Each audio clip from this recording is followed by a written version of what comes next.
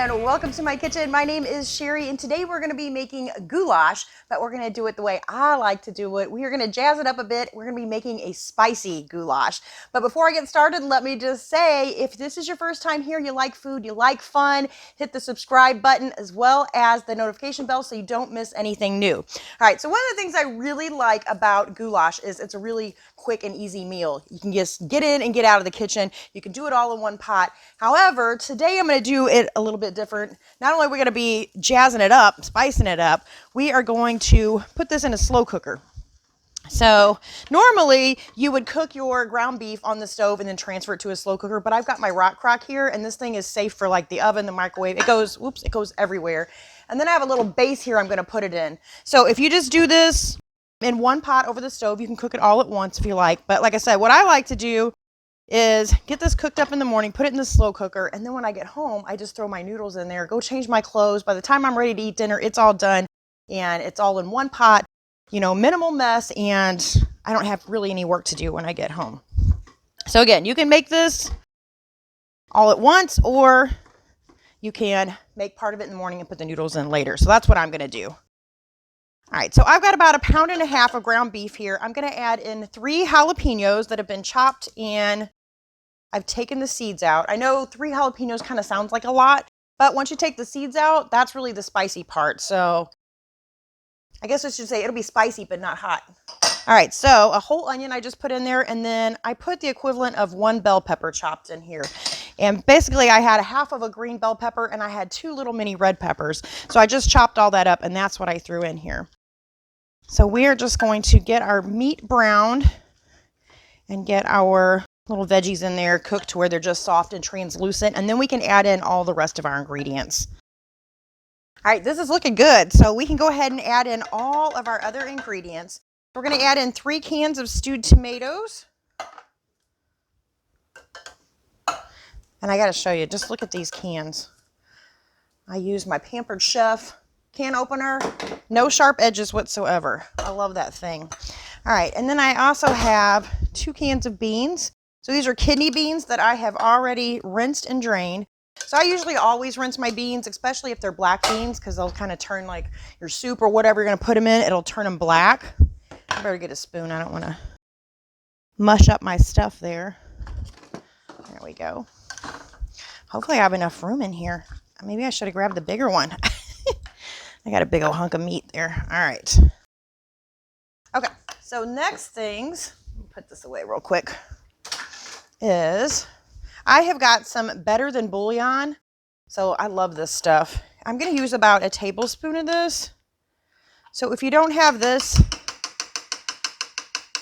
you can just use 1 tablespoon or so of like your regular, you know, bouillon. All right, I'll put that in here. Get this kind of stirred. I'm also going to add in about 1/4 cup of cherry balsamic vinegar. So this, whoa, that was way more than 1/4 cup. Gosh, hopefully I didn't ruin it. Gosh, that seems like a lot. Let me see. I'm actually going to take some of this out. You know, stuff happens in the kitchen. We'll just set this aside. I think I got a good chunk of it out. All right, couple dashes of Worcestershire. Yeah, we'll get that out of here. I had no idea it was going to pour out like that. I guess I was thinking there was something in the top of there to stop it.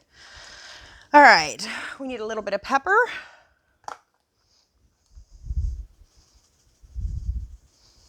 We need about 1 teaspoon of cumin, which is probably just about all I have left in there.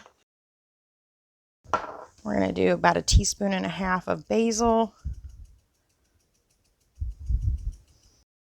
And about 1.5 teaspoons of parsley. And then a couple of teaspoons of chili powder. Maybe a couple tablespoons. I don't know. I really go heavy on the chili powder because I really like it. Plus, we might need something to cover up the taste of all that vinegar in there. All right, so that's it. We've got all of our ingredients together. So now what I would do is I would just move this over to the slow cooker base. And I'm just going to let this cook on low for like 8 hours. And then, so if let's say I was going to be gone all day, then I would just come home and put my noodles in there, which I'll show you in a little bit. And like I said, you've already done all the work for the day. This is smelling good already. I could probably eat this just like this, even though the seasonings aren't even cooked in yet. I love stuff like this, like chili. All right, so I'm going to let this cook. We're going to let it cook in our slow cooker, and then I'll come back and we'll throw our elbow macaroni in. All right, our goulash has been cooking all day. So the only thing we have left to do is add our noodles. But the one thing I forgot to mention is you have to add 2 cups of water. So I did that right after I stopped filming.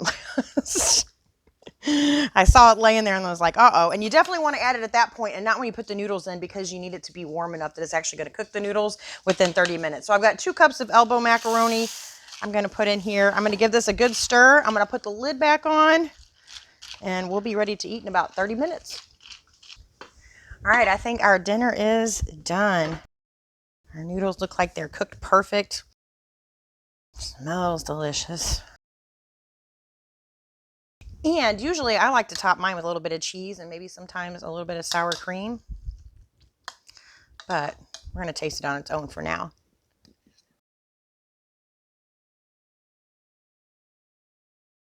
It's hot, but it's good. I'm always burning my mouth. This is the way goulash should be, or at least my kind of goulash. I know typically this is not like a Hungarian goulash. This is more like an American goulash. But even then, an American goulash has like a lot of paprika, and I like it with the Southwest flavors. It's a little bit sweet. It's a little bit spicy, and it's, you know, it's a crowd pleaser. It's easy to make. So I hope you give it a try like this with these spices. I think it's really, really good. And I thank you all so much for watching. I'll see you next time. Bye.